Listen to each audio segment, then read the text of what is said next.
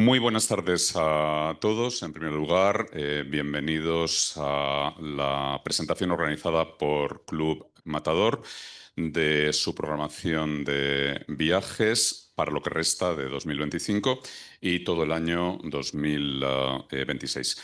Hemos trabajado con el club para diseñar un programa de itinerarios culturales, gastronómicos, musicales a lo largo y a lo ancho de todo el mundo. Y el resultado es el catálogo que queremos presentaros. En 2025, el primero de los viajes que realizaremos corresponde a una tipología que llevamos ya años explorando y desarrollando en el club, en colaboración con Juan Lucas y con su camerata Matador, que como sabéis comenzó siendo un club dentro del club y ahora es un colectivo de socios interesados en la cultura musical clásica dirigido por Juan Lucas. Recibimos una proposición por parte de Javier Marín, el director artístico del Festival de Música Antigua de Úbeda y Baeza, para visitar durante el puente de diciembre estas maravillosas localidades de la provincia de Jaén, coincidiendo con la programación de los últimos conciertos.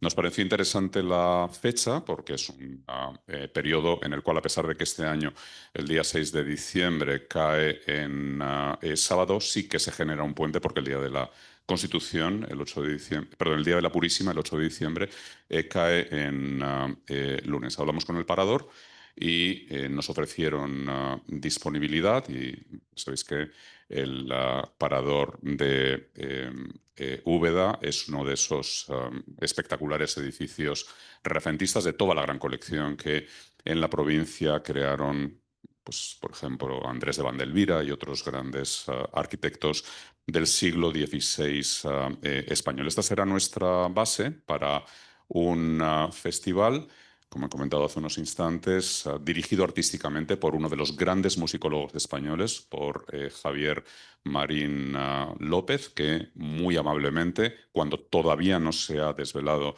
el programa al público general, de hecho en su página web siguen presentando el festival del año pasado, ha tenido a bien informarnos de cuál va a ser el listado completo, el catálogo completo de conciertos que nos ha permitido elaborar con bastante antelación el programa.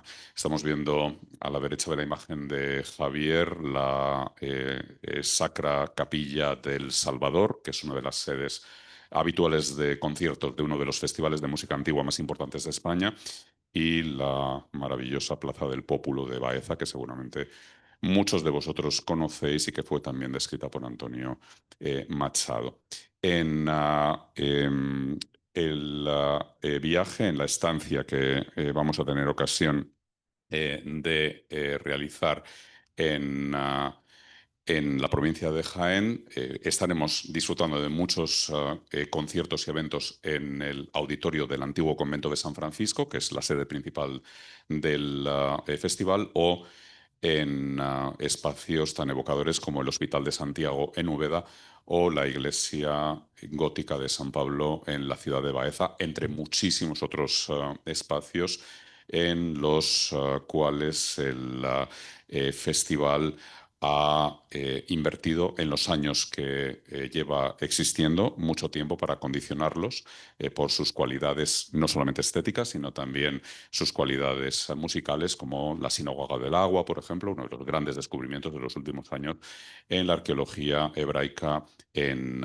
España. Es un viaje de puro puente, de 4 días, 3 noches. Es fácil llegar en autobús desde Madrid hasta la provincia de Jaén, hasta Úbeda. Y hemos elegido también espacios muy singulares para, digamos, completar el sentido estrictamente musical del viaje para que también sea muy cultural, y además de las grandes visitas que uno puede hacer en Úbeda y Baeza en el día de regreso, tendremos ocasión con la familia propietaria del Castillo de Canena, muy cerca de Úbeda, de disfrutar no solamente de sus aceites, uno de los mejores de España, sino también de disfrutar de un almuerzo en el Palacio Familiar, que es una casa completamente privada. Es uno de los grandes viajes que vamos a hacer este año, en colaboración con Juan Lucas, con su Camerata Matador y con el Festival de Música Antigua de Úbeda. Yo acudiré personalmente también a ese viaje que me interesa muchísimo y en particular me interesa mucho compartir con Javier Marín López, que es un gran agitador cultural en nuestro país y una de las grandes figuras de la musicología en España y que, como todos sabéis, procede de una ilustre familia, porque los hermanos Marín han llegado casi todos a alcanzar puestos de relevancia en muchos distintos segmentos de la vida de nuestro país. Casi inmediatamente después, cuando termine el puente de la Purísima, nos desplazaremos a Lisboa. Este es uno de los viajes que hemos diseñado en 2025 de la serie que está directamente vinculada con las correspondencias que Club Matador mantiene por todo el mundo con otros clubes privados. En este caso, la correspondencia es con un gran club privado que se encuentra en la Avenida de la Libertad, Je ne sais quoi.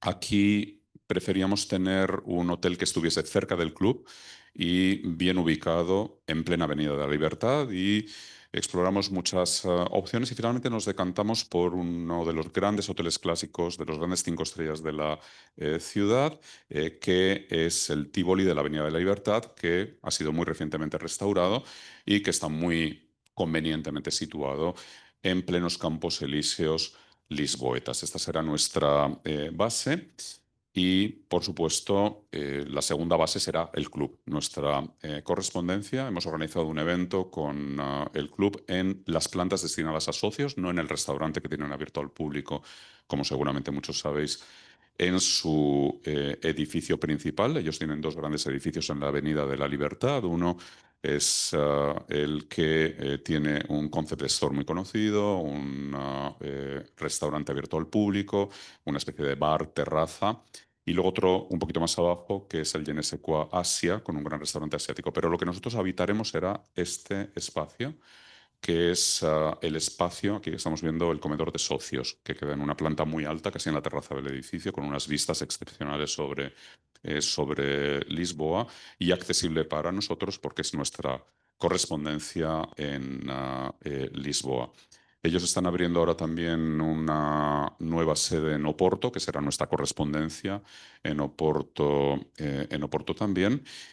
Aquí tendremos ocasión de disfrutar de una copa por la tarde y una cena de bienvenida para nosotros en el comedor del Je ne sais quoi.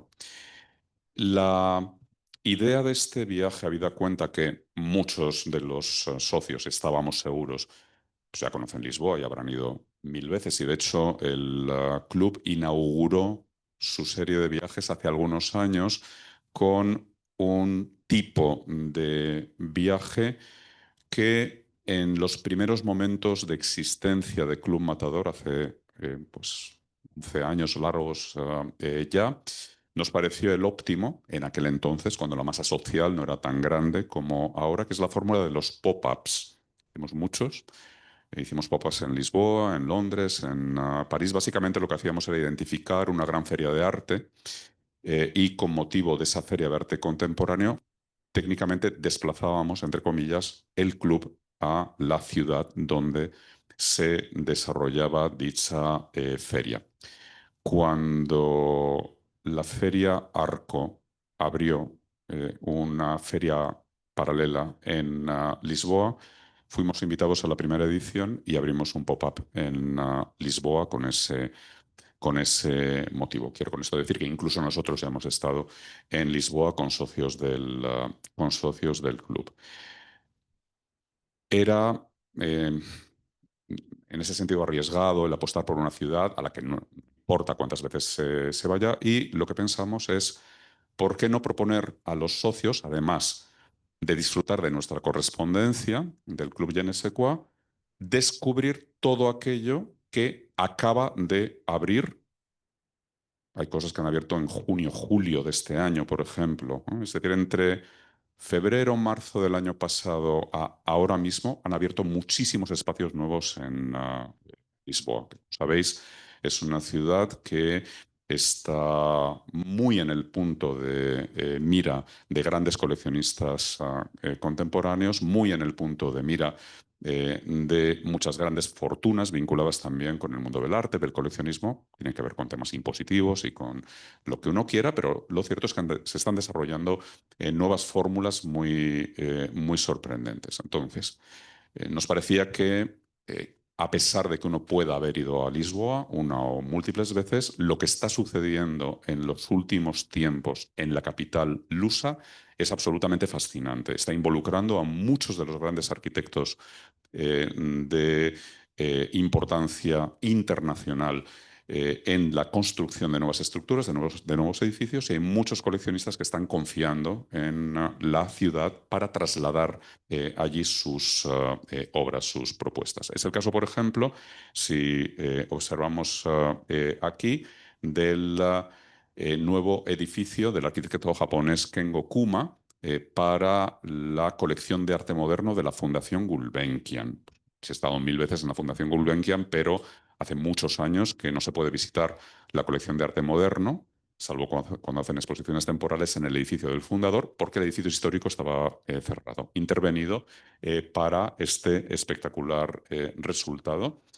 eh, que además ha permitido a Kengo Kuma desarrollar un espacio muy singular que se llama la mesa del CAM, un concepto de mesa comunal inspirado en principios japoneses, con un gran chef lisboeta que ha trabajado mucho en Japón y nos ofrecieron, cuando hablamos con ellos, pues no solamente visitar la arquitectura, la colección, sino comer también en la mesa comunal del CAM en un espacio absolutamente impresionante. Es el caso, por ejemplo, también del MACAM, una gran colección privada de arte portugués internacional que acaba de abrir sus puertas en un formato que comenzó a popularizarse en Japón hace muchos años, en las islas de Naoshima, Inujima y Teshima, y que poco a poco fue adoptado por muchos coleccionistas en todo el mundo, que es el formato de colección privada, musealizada, hotel y gran restaurante en un edificio histórico completamente adaptado, completamente transformado. Es una colección colosal, la colección de Armando Martins. Yo escuché hablar de esta colección y de este proyecto hace bastantes años cuando un gran arquitecto, perdón, cuando un gran artista que tiene su estudio en Carabanchel, en Madrid, Carlos Aires, que ha expuesto algunas obras aquí en el club, me comentó que estaba trabajando para un coleccionista portugués en la capilla de un edificio que había adquirido para instalar su colección de arte. Esa capilla ahora es uno de los nuevos espacios muy sorprendentes en Lisboa para escuchar música en vivo, para tomar una buena copa. Y hablando con Armando Martins nos dijo, mira, vamos a hacer una cosa. Esto es completamente nuevo, yo os lo abro, os vamos a hacer una visita, vais a ver toda mi colección y luego os damos una copa con música en la capilla, bajo la pieza de Carlos Aires, y os quedáis a cenar aquí, que tenemos un restaurante fantástico. Y nos pareció una gran propuesta, porque es algo novísimo, en un edificio muy impresionante y que como actividad entraba un poco de lleno en lo que estábamos buscando, que era la nueva Lisboa. Aquí podéis ver la pieza de Carlos Aires, este colosal Cristo en la capilla del Macam. Nos apetecía ver también qué se ha construido como nueva arquitectura en las grandes fundaciones que tienen que ver con el mundo del arte, pero partiendo de la empresa.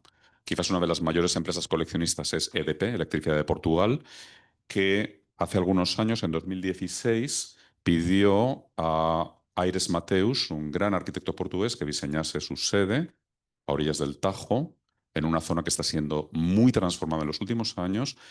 Y este año, a principios de 2025, en febrero, al lado de esta estructura, acaban de abrir una estructura colosal diseñada por Alejandro Aravena, que sabéis que es este gran premio Pritzker de arquitectura chileno, convirtiendo gran parte de las riberas del Tajo a caballo entre el Terreiro do Paso, es decir, entre la plaza del Palacio Real y el distrito de Alcántara y Belém, en un catálogo impresionante de arquitectura contemporánea. Visitaremos ambos edificios. Este es absolutamente novísimo, es muy representativo de la arquitectura de Alejandro Aravena. Y, por supuesto, vamos también a visitar el edificio que es casi florón de electricidad de Portugal. Es el bellísimo contenedor de arte diseñado por la británica Amanda Levette, a orillas del Tajo. Coincidimos además con dos inmensas exposiciones, una de un artista de luz que yo he visto recientemente en el hangar Bicocca en las afueras de Milán, comisariada por Vicente Todolí, que es quien la trajo al hangar Bicocca y el responsable del comisariado de la exposición que hay aquí dentro. Y vamos a viajar en fechas de la séptima Bienal de Arquitectura de Lisboa, con lo cual una de las sedes va a ser el edificio del MAT, que es una maravilla interior y exteriormente. Para poder construir la fachada se desarrolló una cerámica vidriada muy particular que, con esa luz tan bella que tiene en otoño-invierno Lisboa, que es completamente dorada, sobre todo en los atardeceres, refulge de una forma absolutamente espectacular. Otra novedad total que acaba de inaugurarse este año es este pabellón que vemos aquí, que está muy cerquita del MAT, que es el pabellón Julião Sarmento, uno de los grandes artistas de la contemporaneidad en Portugal, que no tenía un museo propio ni como artista para su obra, ni como coleccionista, porque Julião Sarmento fue un gran coleccionista de todas las vanguardias portuguesas e internacionales. Acaba de inaugurarse en un antiguo edificio industrial, otro ejemplo perfecto de la transformación de las orillas del río Tajo, y una maravilla de edificio y una maravilla de colección. Tenemos suerte además porque, al haberse inaugurado muy recientemente, muestran toda la colección privada de Julio Sarmento como exposición inaugural, y tiene obras maestras de cualquier artista del siglo XX y XXI que podáis imaginar. Aquí estamos viendo lo que originalmente fueron los edificios de electricidad de Portugal, la gran subestación eléctrica del Tajo. Puede recordaros un poco al tipo de transformaciones de espacios industriales en espacios culturales que también hemos vivido en Madrid, por ejemplo, con la subestación de Mediodía, con el nacimiento de Caixa Forum, en la utilización de este tipo de grandes estructuras fabriles para crear cultura en su interior, gracias a la gran arquitectura contemporánea. Actualmente, Electricidad de Portugal utiliza estos edificios para exposiciones temporales. En ocasiones encontramos también grandes instalaciones procedentes de la colección privada de la propietaria de Electricidad de Portugal, que es una de las grandes coleccionistas portuguesas. El club tiene, como sabéis, una gran relación con la que probablemente es la artista viva portuguesa más célebre a nivel internacional, Joana Vasconcelos, podéis verla acá. Recientemente tuvimos una gran exposición en Liria, en el interior del palacio y en los jardines. En el club la hemos tenido bastantes veces, y estaba encantada de recibirnos en su estudio, que queda justo también a orillas del Tajo, también en un antiguo edificio industrial, justo detrás del Museo de la Fundación Oriente. Y allí ella ha revitalizado técnicas muy ancestrales que se estaban perdiendo de artesanía portuguesa, incorporándolas a un lenguaje completamente contemporáneo en instalaciones colosales y en grandes piezas que hoy están presentes en colecciones privadas de todo el mundo, en grandes museos, pero también como gigantescas instalaciones temporales en las exposiciones que hace por todo el mundo, como la que tuvimos aquí en el Palacio de Liria. Estuvimos viendo qué tipo de espectáculos podíamos disfrutar alguna de las noches, porque Lisboa es también una gran capital para espectáculos de todo tipo, sobre todo musicales. Tenemos el auditorio de la Fundación Gulbenkian, por ejemplo. No había nada significativo en los días que vamos a estar nosotros. Tenemos el gran auditorio del antiguo Museo de la Colección Berardo, que ha cambiado de nombre, acaba de cambiar de nombre. Eso es nuevo completamente también. Ahora es el nuevo Museo de Arte Contemporáneo de Lisboa. Ahora explicaré por qué.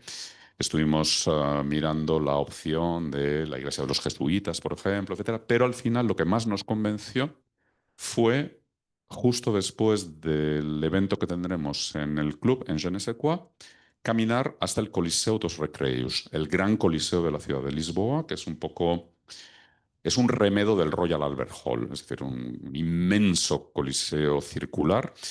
Y una de las noches actuaba el artista caboverdiano más célebre a nivel internacional junto con Cesaria Évora. De hecho, lo ha grabado muchos discos con Cesaria Évora, se llama Tito Paris.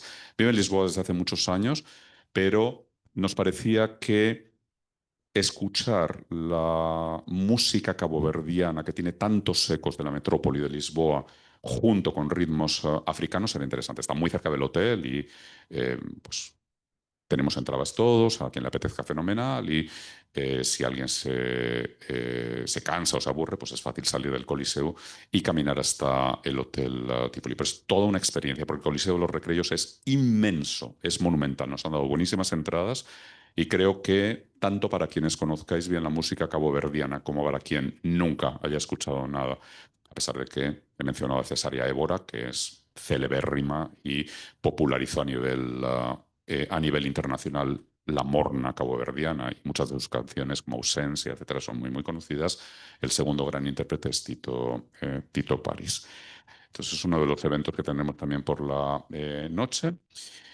Sintra ocupará toda una mañana en nuestro viaje, pero no para lo que podéis pensar. Es decir, no se trata de volver a visitar, aunque sean maravillosos, pues el palacio antiguo con sus gigantescas chimeneas, ni el Palacio da Pena, ni la finca de Seteais, ni nada de lo que uno habitualmente va a ver cuando va a Sintra. ¿Por qué? Porque Sintra ha sido también muy recientemente identificada por muchos grandes coleccionistas internacionales.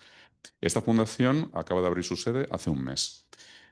Renato de Alburquerque, un gran aristócrata e inmenso coleccionista de objetos vinculados con los momentos de su historia en los que Portugal, como metrópoli, tuvo muchísima relación con países de la Ruta de la Seda. Tiene una de las mejores colecciones del mundo de objetos vinculados con la Ruta de la Seda.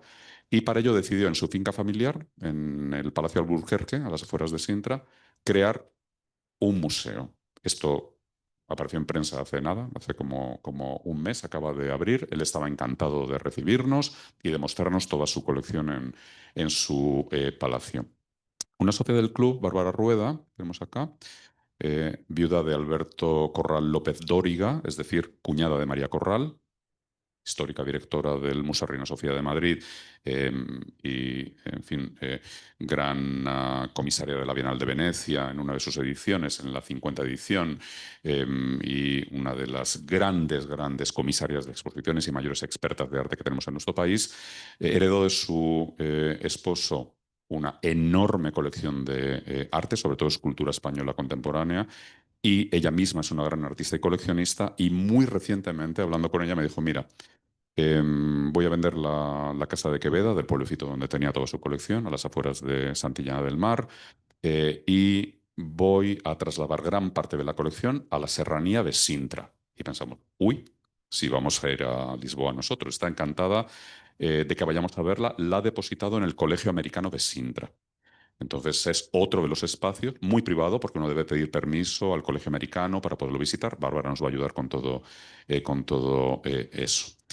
Al pie de la serranía de Sintra se encuentra la playa más cercana a Sintra, que se llama Azeñas do Mar.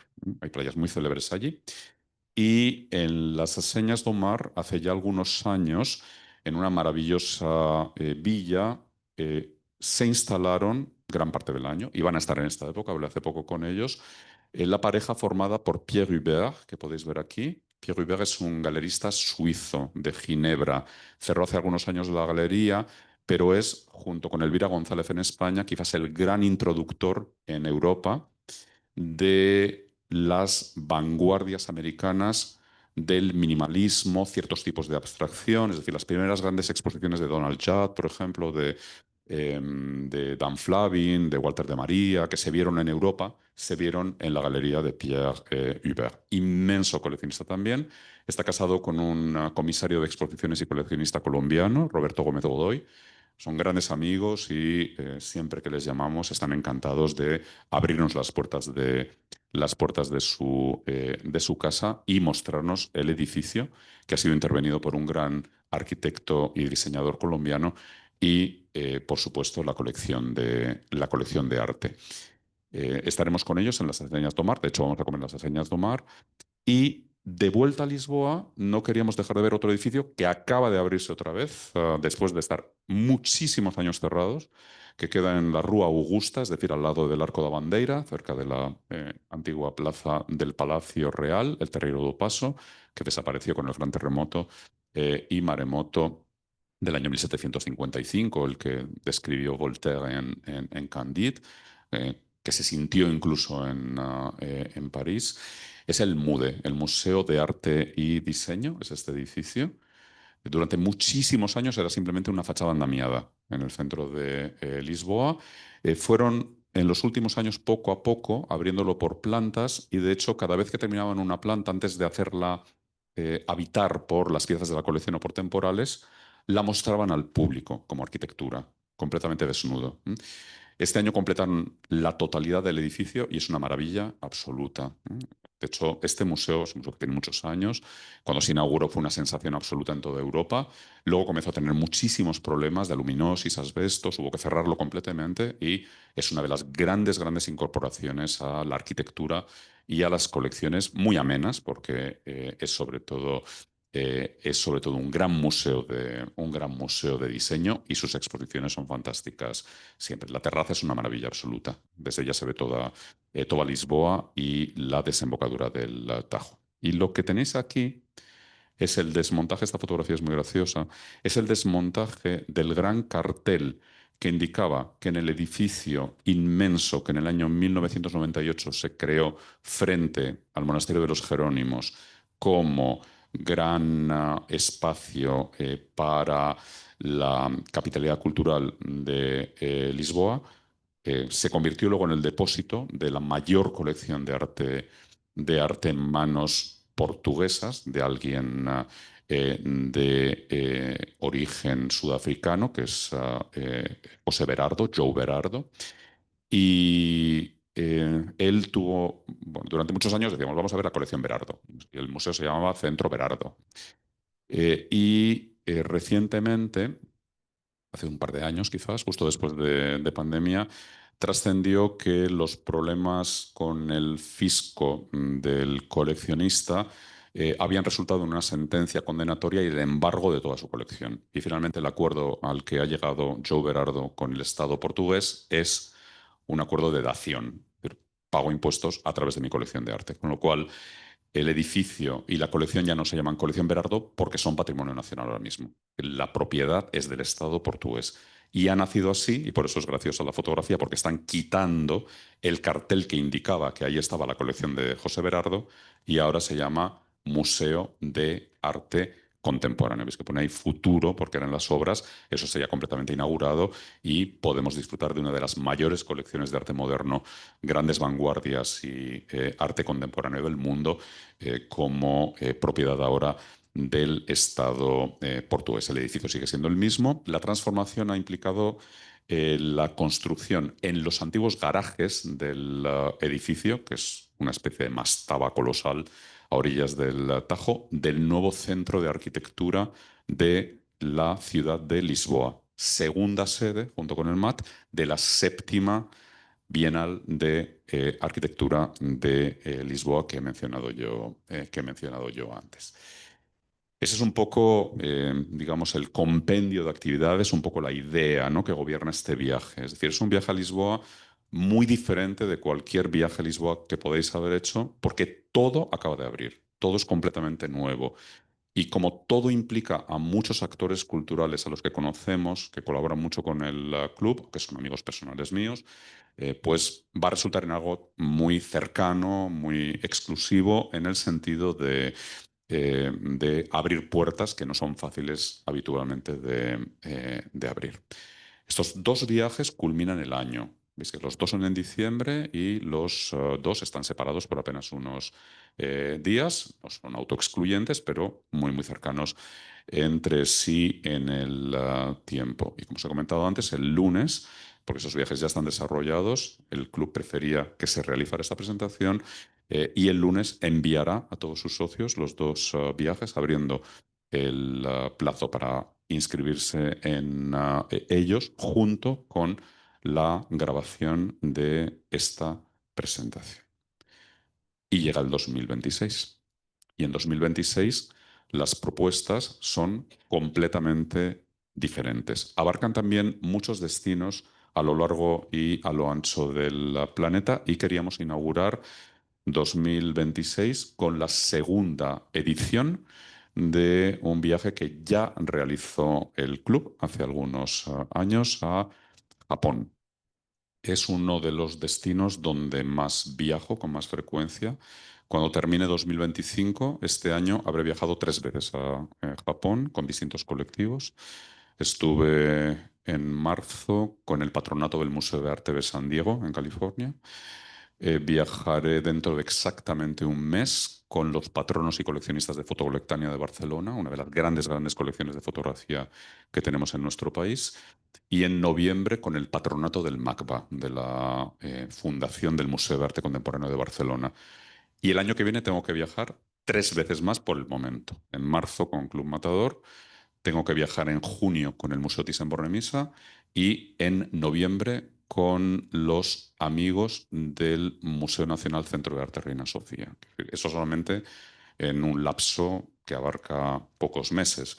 Es un destino al que voy mucho desde hace muchísimos años. Es un destino que hemos ido puliendo con el paso del tiempo. El club no quería un viaje excesivamente largo, pero sí que tocase los grandes hitos en, por supuesto, Tokio y Kioto, y en un lugar que siempre es complicado de visitar porque es muy difícil reservar dónde dormir, que es el archipiélago del mar interior de Seto, las islas de Naoshima, Teshima e Inujima, el gran proyecto, el gran sueño del señor Fukutake, un gran coleccionista y empresario. Es el propietario de la mayor empresa que existe en Japón para cursos de refuerzo y apoyo a estudiantes en todos los niveles cuando salen de clase, cursos a distancia también para mayores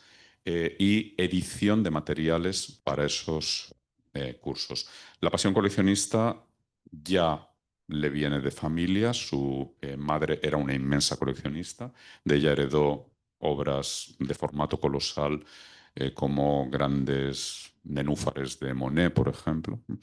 Y él formó una colección muy, muy interesante que terminó depositando en una serie de islas en el archipiélago que Japón identificó como lugar que iba a ser condenado a contaminarse cuando en el periodo Meiji se abrió a la industrialización, porque contaminación, industria no casaban bien con la creencia absoluta que para el shintoísmo afirma que todo está habitado por espíritus, todo está animado, todos son kamis. Y si uno contamina el mar, si uno contamina el arrozal, si uno contamina las montañas, o siquiera si se atreve a vivir en el bosque o en la montaña, está molestando a los espíritus, a los kamis. Ese archipiélago es el archipiélago donde comenzó a desarrollarse toda la industrialización en Japón a finales del 19. Tuvo muchas crisis. La población dejó de pescar y de cultivar arroz, que es lo que hacían, o de ser canteros, como en la isla de Inujima, y comenzó a trabajar en la industria pesada. Cuando las múltiples crisis del siglo XX terminaron con toda esa industria, en gran medida terminaron con gran parte de esa industria, el archipiélago entró en una crisis de identidad absoluta y el señor Fukutake pensó que una forma de devolver el orgullo a ese lugar, el orgullo de pertenecer a ese archipiélago, era llevar su colección allí. Abrió hace 20 años el primer hotel museo. Fue la primera vez que en el mundo veíamos un hotel museo. Era una cosa completamente nueva, es decir, poder dormir dentro de un museo. Dio a su nombre, a su fundación, el nombre de Fundación Benesse, el bienestar en italiano. Y a lo largo de 2 décadas esto ha evolucionado mucho. De hecho, en mayo, a finales de mayo, se inauguró en la isla de Naoshima un nuevo edificio diseñado por Tadao Ando, que es quien ha diseñado casi todos los edificios en la isla de Naoshima para la colección Fukutake. Un nuevo edificio que es una nueva galería de arte y tenemos ahora una cantidad colosal. Tenemos 2 grandes hoteles museo en la isla de Naoshima con piezas espectaculares. Nosotros nos vamos a quedar en el que se llama Sugimoto Gallery, porque es una inmensa galería dedicada a la obra de Hiroshi Sugimoto, que es uno de los grandes fotógrafos conocidos a nivel internacional japoneses, que vive a caballo entre Nueva York y Japón y que tiene en ese hotel una inmensa galería por la que podemos transitar con todas las grandes series de imágenes fotográficas que ha realizado a lo largo del tiempo. En las islas de Teshima y Nujima hay también nuevas propuestas muy interesantes. Y aquí la idea es un poco, primero, aprovechar esa bendición de Dios que tenemos ahora mismo, que es poder volar directos con Iberia hasta Tokio, con lo cual hemos reservado, de acuerdo con el club, plazas en vuelos de Iberia directos para salir el 19, volver el 31, es decir, justo antes de que comience la Semana Santa pura. ¿Mm?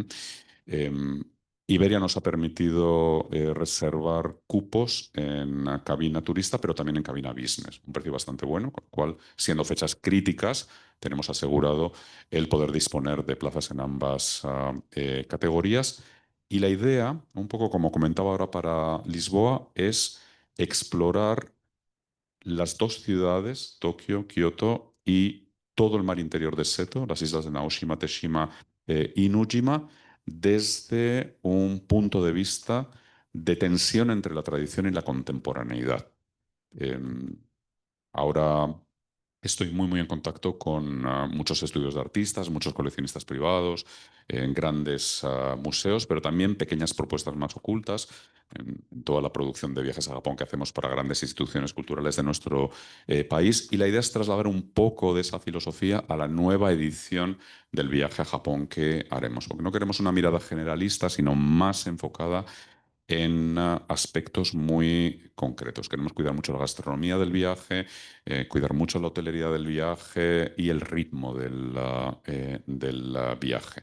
Porque es fácil que Japón imponga un ritmo demasiado acelerado y no queremos para esta edición del viaje a Japón eso. Este viaje estará disponible para los socios en algún momento del mes de octubre, es decir, dentro de un mes o un mes y poco, el club comunicará todos los detalles a sus socios, al igual que para los 2 viajes que acabo de comentar o cualquiera de los que voy a presentar ahora mismo. El personal del club o nosotros mismos, como organizadores, pues podemos recibir pues, notas vuestras sobre el interés que podéis tener sobre uno o varios viajes y cuando se publiquen, pues aseguraros de que llegan a vuestras manos las descripciones más completas. Lo que es inamovible ya son las fechas, es decir, las fechas de este viaje son estas. Importantes también para mí, porque yo el día 1 de abril me tengo que marchar al Festival de Baden-Baden, que este es un proyecto muy especial también, porque es un año muy especial para uno de los grandes festivales de música que tenemos en Europa en Semana Santa. Es decir, justo el día 1 comienza la Semana Santa, toda esa semana, y queríamos volver antes. El día 31 el vuelo de Iberia sale del aeropuerto de Tokio Haneda por la mañana, media mañana, y aterriza como a las 8 de la tarde, más o menos, en Madrid, porque todas las horas que perdemos al viajar hacia el este se ganan al volver desde el este hacia Madrid. Somos conscientes, tanto el club como nosotros mismos, porque al club y a nosotros nos han llegado muchísimas peticiones para este viaje, y es porque en los últimos tiempos Japón está muy de moda Es un momento muy conveniente ahora para viajar a Japón porque la moneda se está depreciando mucho frente al euro. Es un país que, a pesar de la sensación que uno pueda tener de que todo el mundo está yendo ahora mismo, nunca genera la angustia de estar llenísimo de visitantes, más que nada porque son 130 millones de japoneses. Lo que hay es mucho japonés, ¿eh? No tiene uno nunca la sensación de que la densidad, que se puede apreciar mucho, sobre todo en ciertas zonas de Tokio, está provocada por extranjeros, está provocada por japoneses y por japoneses que se mueven permanentemente, ¿no? Que continuamente están en movimiento. Entonces, bueno, esto será uno de los grandes viajes, el primer gran viaje con el que inauguramos 2026. Y sabemos que va a ser uno de los grandes hitos de nuestra temporada de viajes el año próximo. El siguiente, haciendo un ejercicio casi de introspección, es decir, volvemos a España, tiene que ver con la serie de propuestas que tienen algún, digamos, elemento musical en colaboración con Juan Lucas y la Camerata Matador, que es Valencia. Entonces, hemos elegido estas fechas por varias razones. Es un fin de semana, es un sábado-domingo. En primer lugar, porque el día 9 de mayo, en el Palacio de las Artes, en el Palau de les Arts, en esa colosal obra de Santiago Calatrava para Teatro de Ópera en Palencia, llega una producción de Damiano Micheletto de La Salomé de Richard Strauss. Es una ópera que no es excesivamente larga, pero que musicalmente es colosal, es un inmenso monumento a la música moderna y nos apetecía mucho. Ya sabéis que Les Arts suele presentar en Club Matador su temporada, lo lleva haciendo ya varios años desde que Jesús dirige artísticamente la ópera en Valencia. Estuvo este año, hace no demasiado tiempo, y cuando nos presentó el catálogo de propuestas, nos pareció que esta era una época fantástica para ir a Valencia, el mes de mayo es fantástico, y que Salomé era una gran ópera.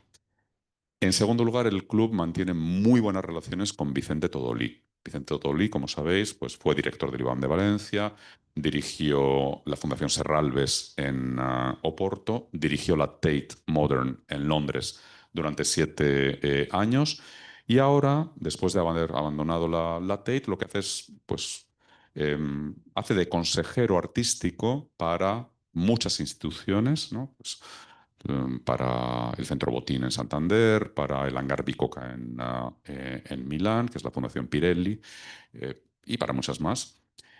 Lo hacía para Bombas Gens en Valencia, pero sabéis que ese espacio se ha transformado ya completamente, ya no está en la colección. Y a lo que más tiempo dedica es una fundación de cítricos en las inmediaciones de Palmela, no demasiado lejos de Oliva, muy cerca de Valencia. Entonces, ha llamado a su fundación Todolis Citrus Foundation. Existe desde hace varios años y es un lugar absolutamente fascinante donde se dedica en cuerpo y alma a recuperar, por ejemplo, variedades cítricas que desaparecieron. A mí me lo ha explicado 100.000 veces, pero no entiendo nunca cómo puede sacar de las raíces, no sé qué saca, hace injertos y aparece una naranja que había desaparecido hace 100 años. Pues, es muy experto en eso, es muy experto en todas las variedades, en una especie de árbol familiar de los cítricos. Lo cuenta con una pasión increíble, las visitas que nos hace son maravillosas y siempre buscamos que esté él personalmente. Entonces nos ha dicho, bueno, el día 9, si no hay un drama, estaré con vosotros. Y una novedad es que la fundación organiza ahora almuerzos en la casa de Vicente, porque tiene una casa ahí, que es la casa de sus padres. Él compró gran parte de los terrenos y la parte que le correspondía a sus hermanos para crear una fundación propia. Compró también un olivar muy grande, muy cerquita, porque hace aceite también desde hace algún tiempo. Y ahora cocina con los cítricos de la fundación. Ha presentado eso en el club. Hemos tenido a Vicente 2 veces aquí, 2 o 3, si no recuerdo mal. Porque Vicente es muy especialista en eso. Es uno de los grandes especialistas que tenemos en nuestro país en sake japonés. Lo sabe todo. Con lo cual muchas veces marida los almuerzos cítricos con sake. Es una maravilla. Vicente es grandotote, no sé si habréis estado en alguno de los eventos en el club, y además de ser una de las personas más importantes que tenemos en nuestro país vinculadas con el arte contemporáneo a nivel mundial, es un inmenso experto en cítricos y un inmenso experto en sake y una persona fantástica. Y muy moderno. Y quiero decir esto porque recientemente, hace nada, unos meses, recibí una nota de Cristian Jiménez, Jiménez con G, su ex mujer, la que yo conocí cuando él estaba en Londres, casado con ella, se divorciaron. Me dijo, ¿sabes qué? Hemos llegado a un acuerdo, Vicente y yo, y me convierto en la gerente de su fundación. Y dije, qué modernos. A ver, se lo dije yo, qué modernos, qué bien. Pero bueno, estaba hablando esta mañana con ella, estaba encantada de que fuéramos a la fundación. Entonces, una pata importante del viaje es la Fundación de Cítricos de Vicente, estar con él, que nos pase, que nos explique, y comer con él. ¿Mm? Otra pata importante es Salomé. De hecho, para eso llevamos a Juan Lucas, porque le apetecía mucho esta producción que tiene además grandes cantantes, quizás no tan conocidos, pero es una producción que viene desde Ámsterdam y lo cantan los mismos intérpretes que cantaron en la producción original. Porque como sabéis, Jesús, que dirige artísticamente el Palacio de las Artes en Valencia, fue director artístico en la Ópera de Ámsterdam durante muchos años. Por eso vemos fantásticas producciones que vienen de Ámsterdam en el Palau de les Arts. Y por supuesto, la tercera pata es el Centro de Arte Hortensia Herrero, al que no hemos ido todavía. Con el club, me refiero. Muchas veces y hemos hablado con Hortensia, no sabe si estará ese fin de semana, pero si está nos saludará. No sé si alguno la conocéis personalmente o no. Es la esposa de Juan Roch, gran coleccionista, pero hija de militar también. Y eso marca carácter. Eso imprime carácter como el bautismo. Recia, recta. Una gran colección de arte contemporáneo español e internacional. Eh, ya sabéis que los valencianos, perdonadme si hay algún valenciano en la sala, pero son expansivos. Si os metéis en la página web del Centro de Arte Hortensia Herrero, lo primero que aparece así, una colección como en Nueva York, en Londres o en París. Pero está en Valencia. Es verdad que las obras son espectaculares. La intervención arquitectónica sobre edificios del barrio del Carmen tiene un cierto valor, y es que el barrio del Carmen históricamente ha estado muy depauperado y esto le ha devuelto bastante orgullo al barrio. Son varios edificios que han sido intervenidos de una forma, para mi gusto, un poco demasiado laberíntica, pero bueno, en fin. Y las obras tienen, en primer lugar, tienen una lógica que no tiene seguramente tanto que ver con el gusto del coleccionista, sino qué es lo que está de moda comprar y qué es lo más caro que yo puedo comprar. Entonces, en ese sentido también es un disfrute para nosotros, porque hay una sala con obras de Kiefer colosal, inmensas, un montón. Tenemos nada más entrar una pieza de Tomás Sarraceno gigantesca que ocupa todo el atrio. Obras de Olazur Eliasson que fueron encargadas específicamente a través de la Galería Elvira González aquí en Madrid, que es también socia, como sabéis, del club, instaladas en el Centro de Arte Hortensia. Pues bueno, nos parecía que probablemente muchos socios no habían ido todavía y que articular un viaje alrededor de esos tres elementos ya de por sí llenaba un fin de semana. Si a eso le unimos la fantástica gastronomía que tenemos en la ciudad, pues en otras ediciones de Viajes a Valencia, porque a Valencia hemos ido mucho con el club, pues hemos ido a comer paella a la Boe, por ejemplo, que es un sitio fantástico. Hemos ido a comer a la Huerta, fuera de Valencia, unos kilómetros a sitios fantásticos. Es decir, que eso también es un aliciente para este viaje. Sabemos que tendrá mucho éxito, es un fin de semana agradable. Por supuesto, iremos en AVE y sobre todo con Juan, hablándonos de Salomé, pero sobre todo con Vicente, hablándonos de cítricos, lo pasaremos más que bien. Aquí no podemos ofrecer todavía fechas ciertas. Sabemos que estamos hablando del penúltimo o del último fin de semana de junio. Em, Uno de nuestros buenos amigos es Antonio Moral. Conocéis, otro de los grandes agitadores culturales en nuestro país. Y Antonio Moral, que sabéis hasta hace poco fue el director artístico del Festival de Granada, luego se metió a director artístico del Festival Atrium Musicae, organizado por José Polo y por Toño, su esposo, en Atrio, en Cáceres, que ya va a ir al año que viene por la tercera edición. Hemos estado este año, enero, el año pasado estuvimos también. Y ha revitalizado como director artístico un festival que creó un socio del club, que es Didier Belondrade. Seguramente conocéis los vinos Belondrade y Luton, que tenemos en la carta de vinos del club, y Didier en su bodega, hace muchos años, creó unos encuentros alrededor de arte, vino, gastronomía y música clásica. Eran conciertos en pequeño formato, boca a boca, para amigos. Íbamos a la bodega de Didier, nos sentábamos y comíamos estupendamente. Y con el puntito del vino, pues disfrutábamos de música clásica. Eso fue evolucionando y se expandió más allá de los límites de la bodega.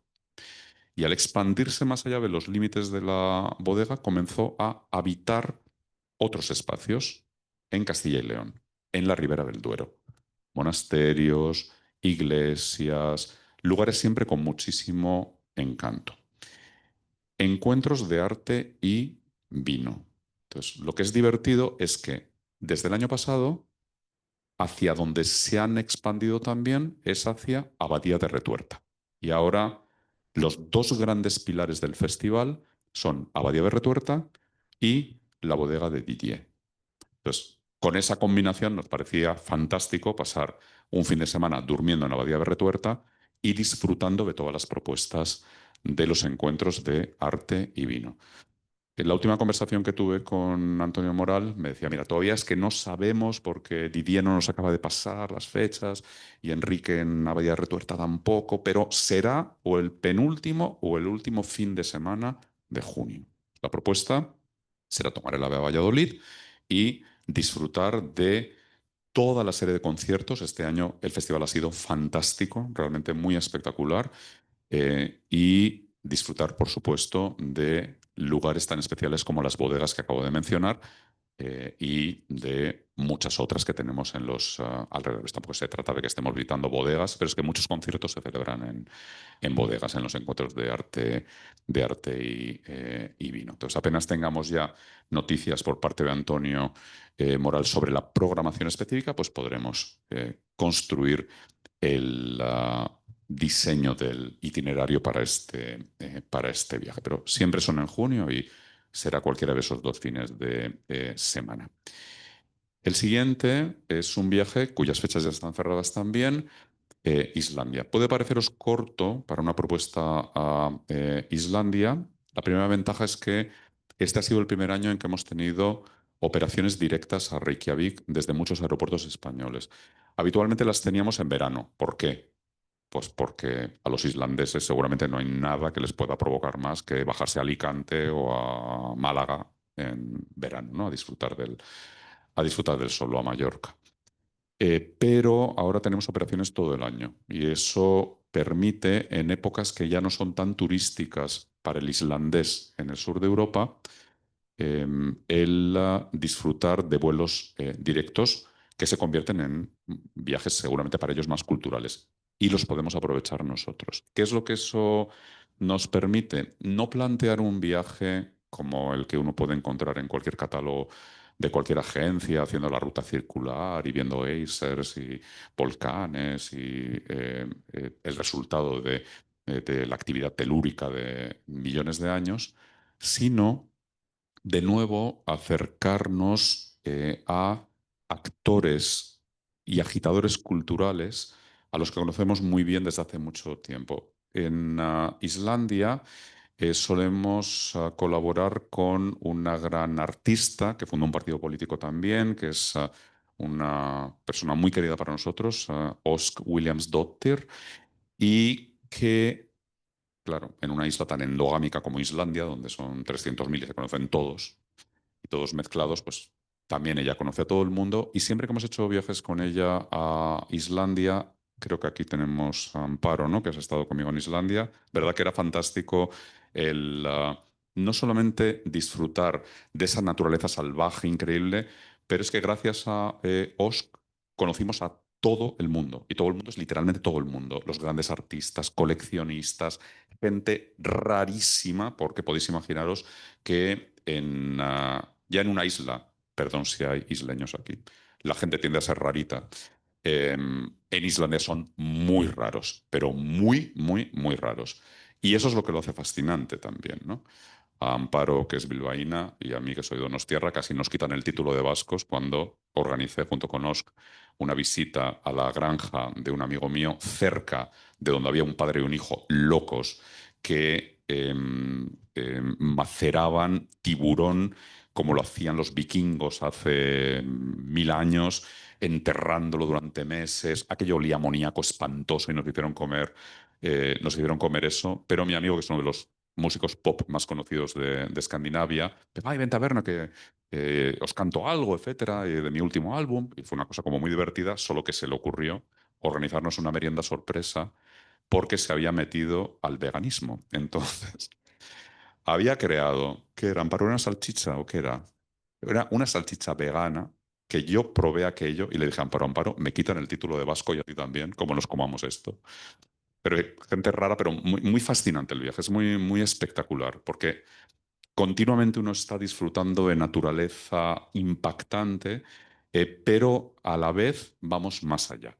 Porque hemos descubierto que a los socios les gusta mucho cuando entramos en contacto con personas, ¿no? Es decir, cuando no solamente vamos a ver cosas, sino cuando nos pasan cosas, que es algo muy diferente. Y organizar viajes para que uno le pasen cosas, creo que ahora es una gran tendencia y es algo que aporta un plus. Entonces era uno de los grandes viajes alrededor del arte, la arquitectura y la naturaleza, en la que intentaremos alojarnos no en más de 2 sitios para disfrutar al máximo de todas las posibilidades que ofrece un país que es faro de modernidad, porque la verdad es que muchas de las grandes tendencias actuales han nacido y siguen naciendo en Islandia.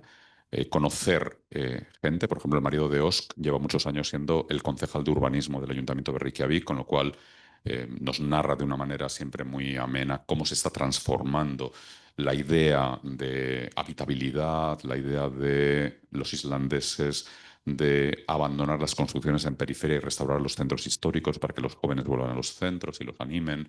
En fin, va a ser un viaje muy singular y muy, muy diferente a cualquier propuesta que podáis ver en cualquier lugar porque parte de experiencias propias y de conocimiento de una isla desde hace muchos años.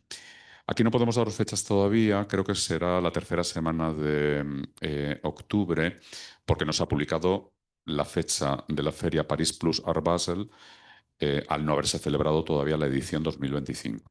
Se va a celebrar ahora en octubre. Como sabéis, hace algunos años la feria de arte más importante del mundo, que había comenzado a deslocalizarse desde Basilea, pues primero fue Miami, en el infausto año de 2021. Por las Torres Gemelas hubo que cancelar aquella edición, pasarla al 2022. Después llegó Hong Kong, después llegó París y anunciaron hace un mes que en febrero la feria nacerá en Qatar, en Doha. Había mucha preocupación en estos días en Art Basel, precisamente por los ataques israelíes sobre edificios en Doha y la proximidad que tiene esa feria que se va a celebrar en febrero, es decir, dentro de nada, en Qatar. Pero volviendo a la edición en París, es muy particular porque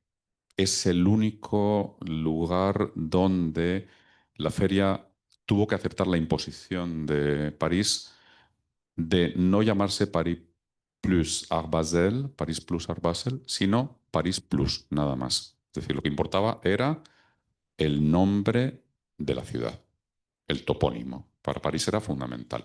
Todo el mundo dice Art Basel París, pero realmente la feria se llama París Plus. Entonces, conocemos mucho a la persona que maneja a los coleccionistas en el contexto español y latinoamericano, que también es socio del club, y nos dijo, pues ningún problema en que vayáis a París, iréis invitados al programa VIP de la feria. Y París siempre está muy bien, primero porque no paran de construirse cosas nuevas y porque tenemos un nuevo y fantástico club correspondencia en París.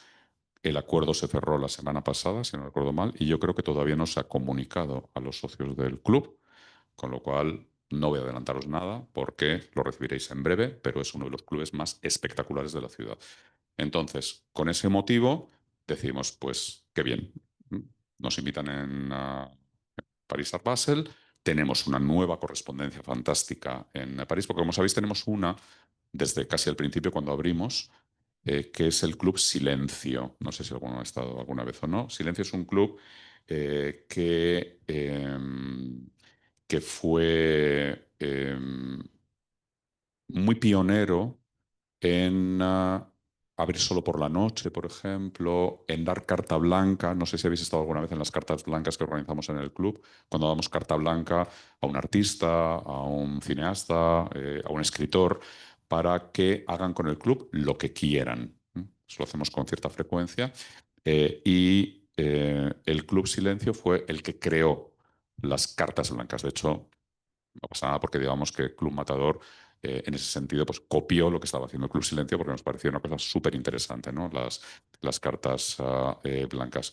El Club Silencio fue originalmente fundado por el cineasta David Lynch, con lo cual estamos hablando de...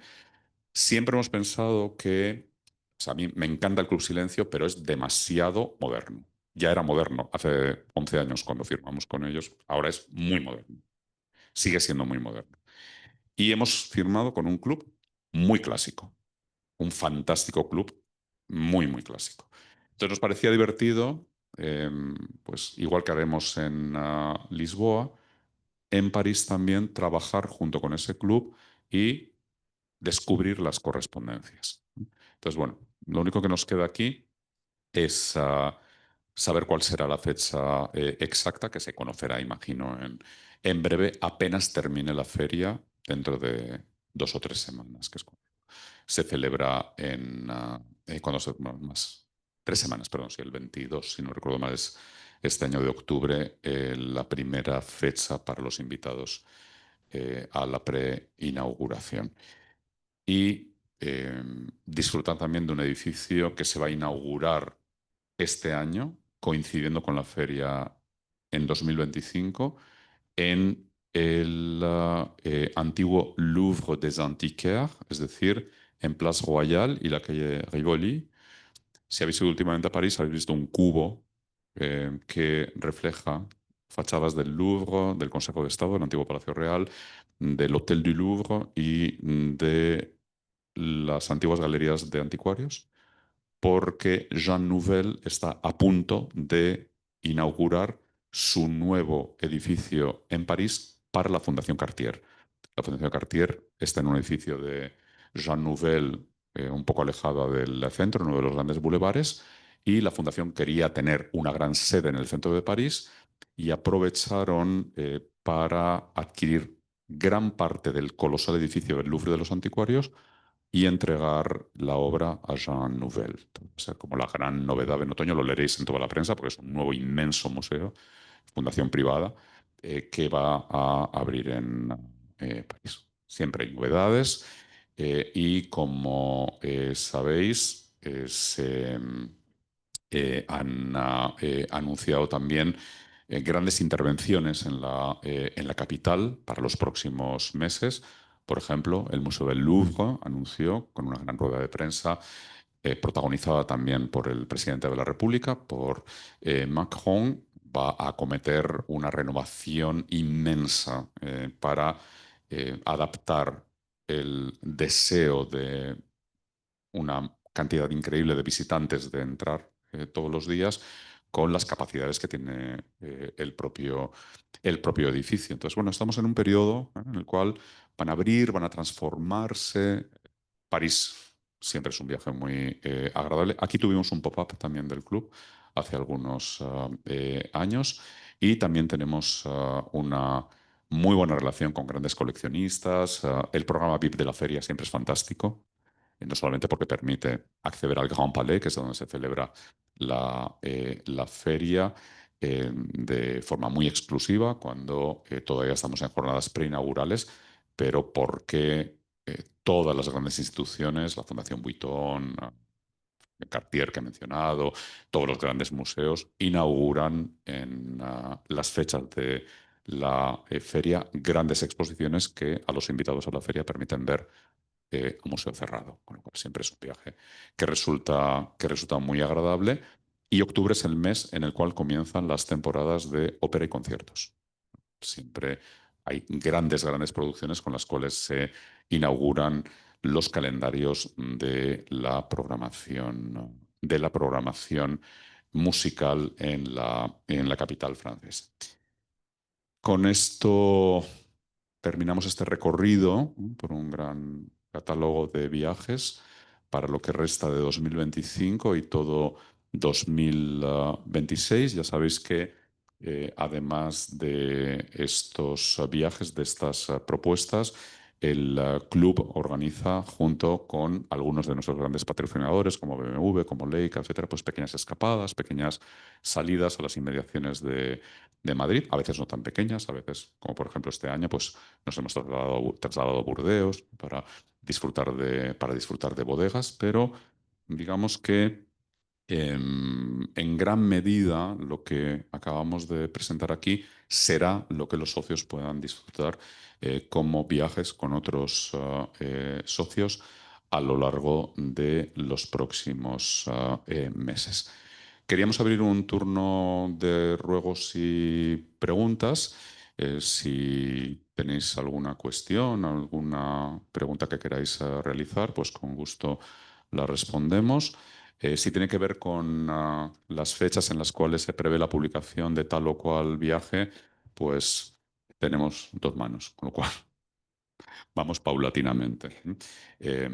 Sí que intentaremos, como os he comentado, por la demanda que ha registrado por parte de socios, que los viajes a Japón e Islandia, que tienen también mucha demanda, estén en vuestras manos lo antes posible. Lo demás, pues iremos viendo cómo avanzan. Ya habéis visto que hay algunos en los cuales ni siquiera podemos cerrar todavía una fecha exacta porque no dependemos de nosotros mismos, sino de terceros que no han terminado de cuadrar sus programaciones. ¿Alguna pregunta? ¿Alguien tiene alguna cuestión? ¿No? Bueno, no pasa nada, podemos hacerlo si queréis en pequeño comité también ahora. Normalmente los viajes no superan nunca 25 socios. No queremos que superen 25 socios por muchas razones. Primero, porque pensamos que 25 es el límite para el cual quien acompaña puede conseguir que los viajeros sientan que les están haciendo caso. Más allá es difícil, porque es una persona versus 25. En segundo lugar, porque muchas instituciones acotan la cantidad de personas que pueden visitar sus espacios a la vez a esa cifra. Hay incluso lugares donde es menos. Por ejemplo, cuando vayamos a la Fundación de Cítricos de Vicente, hablando con Vicente hace unos días, me decía, Miquel, ya sabes que a mí más de 20 no me gusta. Digo, pues a nosotros nos gusta 25. Bueno, hasta 25, pero no más de 25. Entonces, mucha gente limita en el mundo de la cultura a eso o a mucho menos. Pero no va a haber más de 25 socios.